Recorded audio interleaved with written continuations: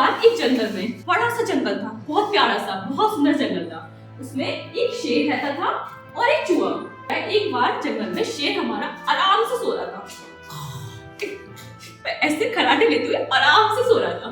फिर क्या हुआ, चूहे ने शिकायत पूछी। उसने क्या किया, वो शेर के ऊपर गया, उसको अच्छा लगा उसको शेर को कूदना, और कूदना शुरू कर दिया शेर के ऊपर। अब शेर गुस्सा आ गया, क्योंकि वो पहले उसे तो लगा कि मैं तो राजा हूँ, मुझ पे कैसे वो कूद सकता है, और उसकी नींद भी खराब हुई। उसने क्या किया, गुस्से में आकर चूहे को बहुत तेजी से दबाया। शेर ने चूहे से बोला, तुम्हें इतनी हिम्मत, तुम मेरे ऊपर कूद रहे हो, जबकि तुम जानते हो मैं तुम्हें 2 मिनट में खा सकता हूँ। चूहे ने उसको क्षमा मांगते बोला कि हे महाराज, जंगल के राजा, मुझे क्षमा कर दो, मुझसे गलती हो गई।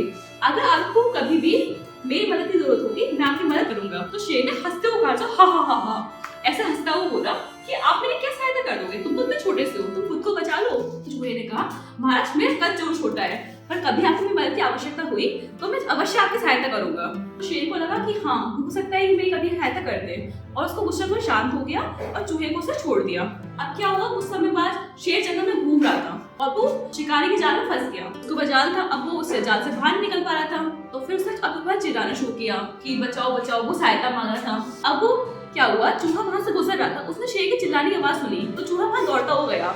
उसने देखा ये तो वही शेर है जिसको मैं कूद रहा था, और शेर से कहा कि तुमने मुझसे कहा था तुम मेरी सहायता करोगे, तुम मेरी सहायता कर दो। तो चूहे ने कहा ठीक है, मैं आपकी सहायता करता हूँ, मैं आपका जाल काट देता हूँ अपने दांतों से। फिर क्या हुआ, चूहे ने छोटे छोटे दांतों से जाल को काट दिया और शेर हमारा मुक्त हो गया।